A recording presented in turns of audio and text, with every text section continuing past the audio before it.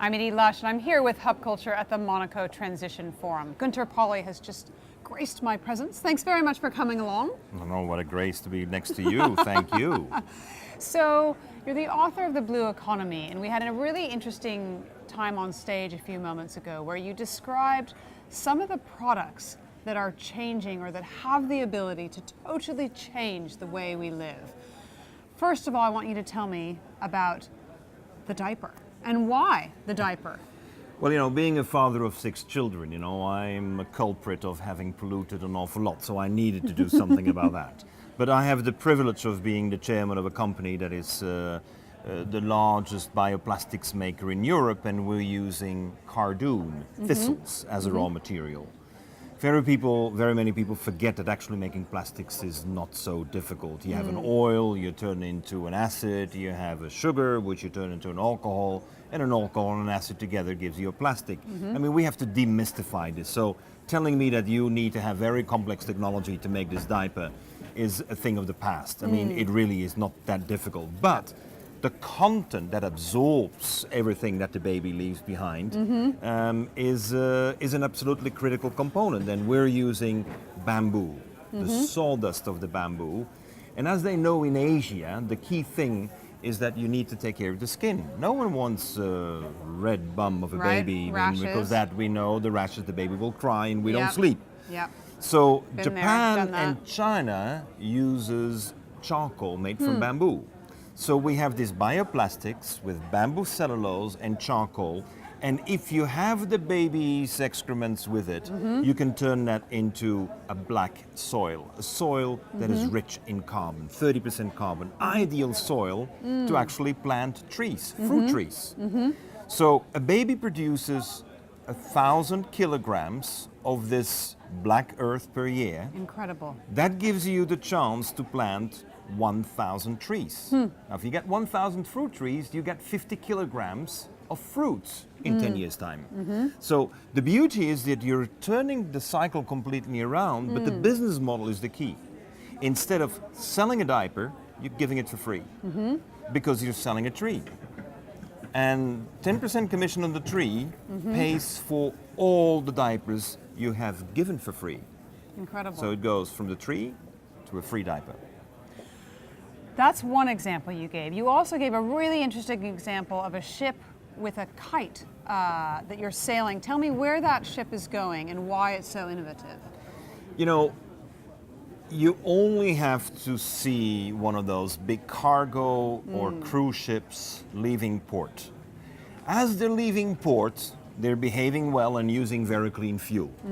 But the moment they're out there in the sea, they're pumping out the dirtiest fumes that we can ever imagine. I mean, very few people realize that the shipping industry pollutes a multiple of all cars in the world together.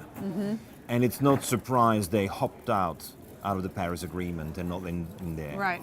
So it's shocking. It is shocking, now actually. we can become aggressive and go against, or we can say, let's do better. Let's show them. Let's not convince them.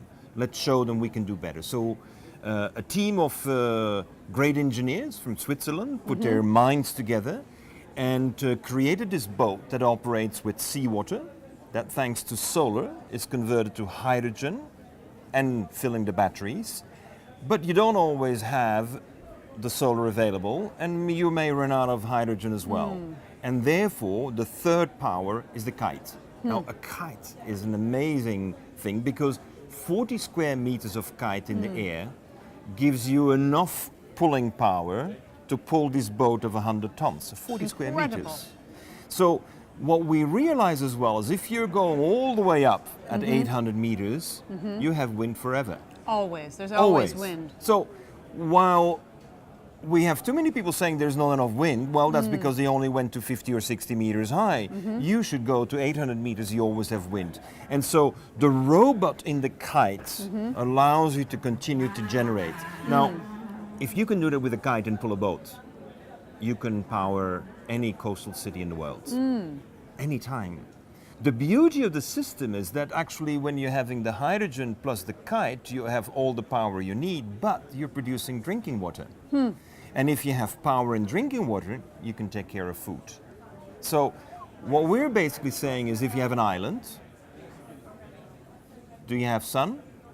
Do you have sea? Do you have wind? Then you have water, you have energy, and you have food. It's as simple as that. Now, unfortunately, we made everything so complex that we don't see it anymore. You know, we don't see the solutions anymore. And therefore, we thought the best way to go forward is to put it all on a boat, go to the islands, show how it works, and Take it say, there. if you would like to, let's do it together. So what I love about your solutions is that they're actually incredibly simple. It doesn't have to be complex, but how do you scale it? How do you think the route is, what do you see the route is to scaling some of the solutions you've talked about, 98 more in your book, to really change the way we all operate? There are two ways, and they need to be together. The first way is, of course, you have to inspire children. If you're not inspiring children, you're not changing anything at all. You need to provide the children this very clear story every day that there's an incredibly different solution possible. Today, the children are bombarded with bad news. I mean, bombarded. Yeah, it's incredible. So we have the bad news about this, we have the tweets about that, we have the Facebook so-so, and what we think is important, we need to tell a great story every day to every child. That's number one. But two, we need to unlock the finances. The unlocking of the finances cannot be done with the financial models that we've used in the past. We can't write business plans and say this is better. We have to have a new type of investor. So we've been privileged to work the last years with what we call legacy investors. People who are committed to change the world and who are ready to look at 20, 25 years down the road. Now, of course, if you're a child and you're a parent, you think 25 years ahead. Yeah. So we need to put that investment that every parent is doing in the child, and the child expecting this wonderful world that they will be able to contribute to, that needs to be matched by a financial system. And that system today is not there.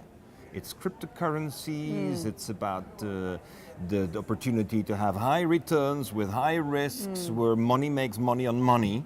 And we think that needs to change. And so our projects have fortunately benefited from that big shift around in going in that direction. And do you see that there's enough of that kind of smart investment, informed investment, to make a difference? There is enough money. We need to show the money that there's another way to use the money. Yeah. And that will only be possible by concrete projects. You don't have something concrete, Yeah. you're selling air. And air is only to be compressed and put into a car so you can drive very clean. Gunter Pauli, thank you very much for stopping by the Hub Culture spot here in the Monaco Clean Transition Forum, and I'm Edie Lush. Thank you.